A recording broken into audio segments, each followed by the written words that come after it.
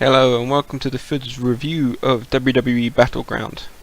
This is your spoiler alert. I'm going to run through all the matches and go through the winners and what I thought of the match.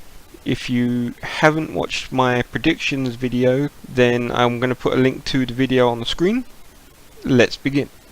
First was an unadvertised match, Adam Rose versus Fandango. This was a pretty lame match. Layla and Summer Rae came out with the Exotic Express and then interrupted the match. Wasn't that great. The interruption cost Fandango the victory. They both slapped him. Then after Adam Rose won, they then both double kissed Adam Rose. Now the thing is, Layla's quite short and Summer Rae's quite tall, so when they both kiss a guy at the same time, kinda looks a bit weird. Just pointing that out. Yeah, I was not entertained during this match at all. The Adam Rose gimmick kinda doesn't work on me. It could, but it needs a lot of changing. The Fandango gimmick I've always thought was stupid, but yeah. The second match, a part of the kickoff show, was Cameron versus Naomi.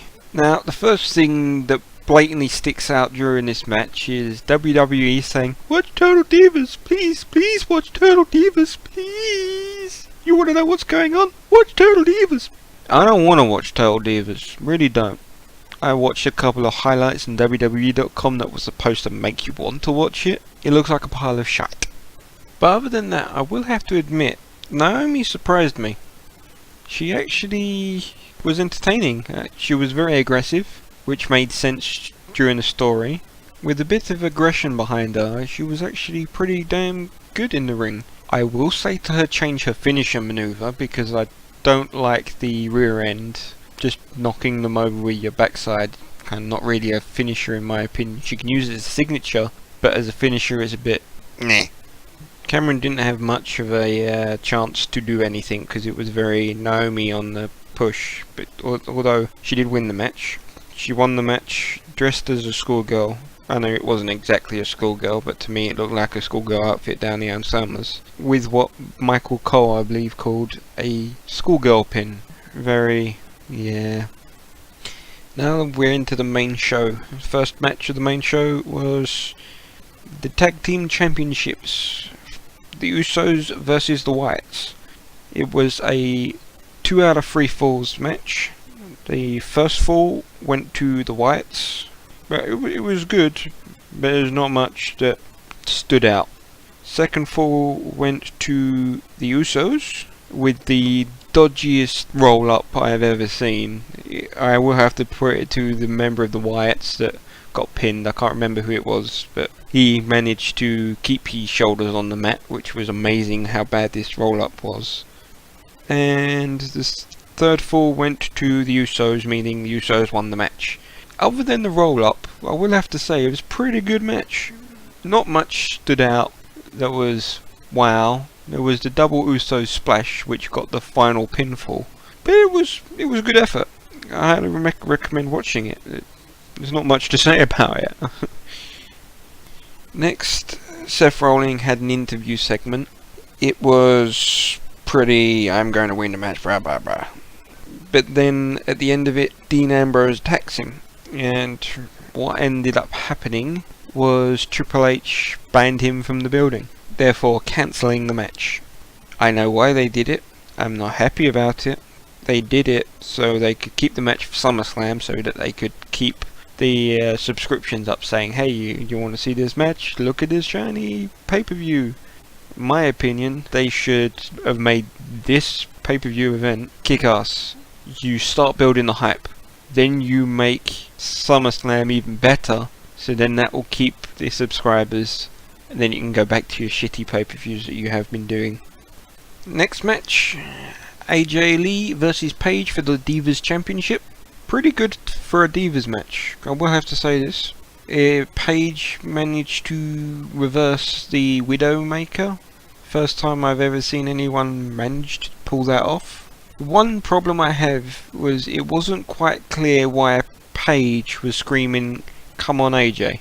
I believe it was to try and say, hey AJ, you're not pulling your best. Trying to push Paige into like a heel turn sort of, but in a Bo Dallas sort of way, uber babyface, so much so you become heel. It being done in a better way, but I think it needs a bit more work so it works properly. But other than that, AJ Lee won the match, so yep. Next match, Rusev versus Jack Swagger. As I predicted, it was a very, very boring match. Not quite as boring as I was expecting it to be, but I didn't care. Yes, it was the worst match of the night, in my opinion. Although that being said, I do think that Rusev is getting better in the ring. He's not quite up there enough to be getting the push that he is, but he's not as awkward as he once was when he first came in, which is a good sign. He's getting better. But Rusev won by a count out, and I thought this was a stupid finish. I guess they're trying to protect Jack now he's actually getting over, but I think it's stupid, and I know what's going to happen. This means there's going to be a rematch at SummerSlam, and as I said, it sucks. I'm not interested, I don't care, so no thank you, but it will happen. After the match, Rusev locked him in the accolade, as usual, as he has done for every match, so just feed him the scenery and get it done with. Next was a Goldust and Stardust segment. It was pretty good. These two are pretty good together, especially with the new Stardust gimmick. That being said, I do think they need more matches. The segments are interesting, but I do think they need to get in the ring a bit more. Just anyone really, it doesn't matter. Sodic glue people together, just done that before. Just give them someone to fight. But after this, Seth Rollins comes out and demands to be declared the winner of the match between him and Dean Ambrose, because he was banned from the building, so he couldn't compete. The referee raised his arm, the announcer announced him as the winner, and Dean Ambrose came out and attacked him again.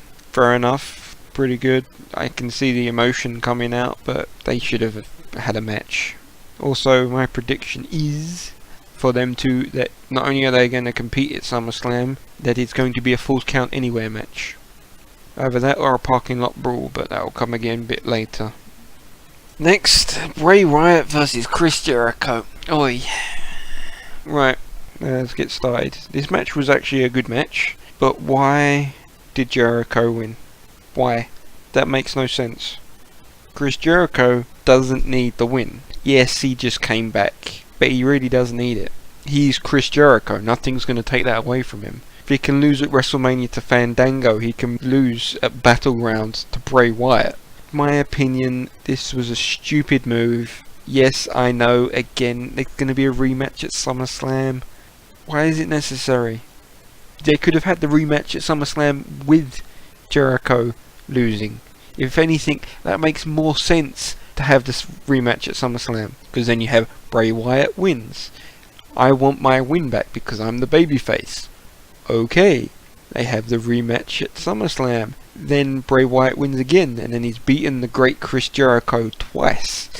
That would start building him up again after Cena tore him down. In my opinion, this was a big mistake, losing to Chris Jericho. And yeah. Next, again, Seth Rollins goes out to the parking lot, gets taken out with security, turns around and says to security, hey, I don't need you anymore. Goes to his car and starts looking around because he knows that he's going to jump at that Dean Ambrose is going to jump out, and he jumps out of the car, which was predictable. Granted, I will admit I thought it was going to be him getting into the car, then sitting up from the back seat sort of deal, just like the Kane and Daniel Bryan thing. But either way, I think this was one attack too many. If they were going to do it, then they should have stuck to the backstage bit with the interview, then possibly the in-ring attack. But this parking lot thing was just one too many, in my opinion. The next match was the Intercontinental Championship Battle Royal. The first thing I noticed was that Heath Slater's still coming out to the three-man band music. 2 members of the three-man band have been fired. So why is he still got the music? They could keep the same music, but why haven't they edited it so that either it says I'm a one-man band again, or just cut the thing off in the first place so it just plays the music and not the 3-man band intro thing. I just think that is wrong. Next thing that needs to be mentioned is the Kofi Kingston catch by Biggie Langston. They're very impressive. He's starting to incorporate more people in his Battle Royal stunts. My next little rant is, why on earth did Miz go under the bottom rope 3 times? Right at the very beginning of the match, he went under the bottom rope. I didn't even see him, but I saw him there, laying down next to the ring, when one of the other guys got eliminated. I can't quite remember who it was that got eliminated then, but one guy got eliminated and I saw him laying down there. Fair enough. Then he went under again after getting back into the ring, then jumped back into, I think it was try to eliminate someone, but it was not right. He jumped back in the ring for a bit, then went to try and eliminate someone, and then went back under the ropes. The point of going under the ropes in a battle royal is to be forgotten about. No one remembers you're there. Then at the end of the match you jump out and it's like, oh crap, he hasn't been eliminated, and then throw the last person over the top rope and win the match. If you jump and do it 3 times, they're going to notice. They're going to see you go under the bottom rope. It's stupid. That being said, I think having Dolph Ziggler be the last guy standing, then the Miz throwing him over the top rope, was genius. People finally think that Ziggler was going to have his push, then Miz chops him off. I thought that was very clever. Miz is going to be a massive heel now, unless they ruin it, which is possible, but on Monday night he's going to be booed like hell. Finally, we got the WWE Championship Fatal 4-Way match between Randy Orton, Kane, Roman Reigns and John Cena. I have a problem with this concept. At the beginning of the match, Randy Orton and Kane came in as a team. Their goal was for Kane to watch Randy Orton's back while Randy Orton won the match. Why on earth didn't they take out Roman Reigns and John Cena, then Kane lie down and Randy Orton cover him? Yes, I know that means that Randy Orton would win and it's pretty much full stop, but that's what would happen in that situation. That makes too much sense. That's how you would get the win. It just bothered me. Another thing that bothered me was when John Cena hooks the arm and not the leg, it's called a crossface, not an STF. Every time he hooks the arm, they say, Cena's got the STF locked in. No, he doesn't. STF requires the hooking of the leg. And during the same move, it was Roman Reigns and John Cena both hooked in submissions at the same time. That's why he couldn't hook the leg, because Roman Reigns had a half Boston Crab locked in, so John Cena got him in a crossface. Then they said, what would happen if he taps out? Who will win? What happens in that situation? The champion retains. This is common knowledge. Too bad the announcers don't know this. In a result of a tie, which this would be, the champion retains. And finally, if you couldn't guess, John Cena retains. It sounds like I've had a big downer on this pay-per-view, and I suppose now I've actually sat down and listed all of the matches, and yeah, it wasn't as good as I initially thought at the end of the pay-per-view. Now I've had time to stop and think about it and analyse each match individually. There have been a few good matches. The big surprise was definitely Cameron and Naomi, which wasn't actually part of the pay-per-view, it was part of the pre-show. That, and of course that Jericho actually won, which I don't see that as surprising, more stupid, but Naomi did actually really impress me. I'm definitely going to be paying more attention to her matches. Other than that, there wasn't much happened. I give this pay-per-view a 6 out of 10. I hope you've enjoyed this review.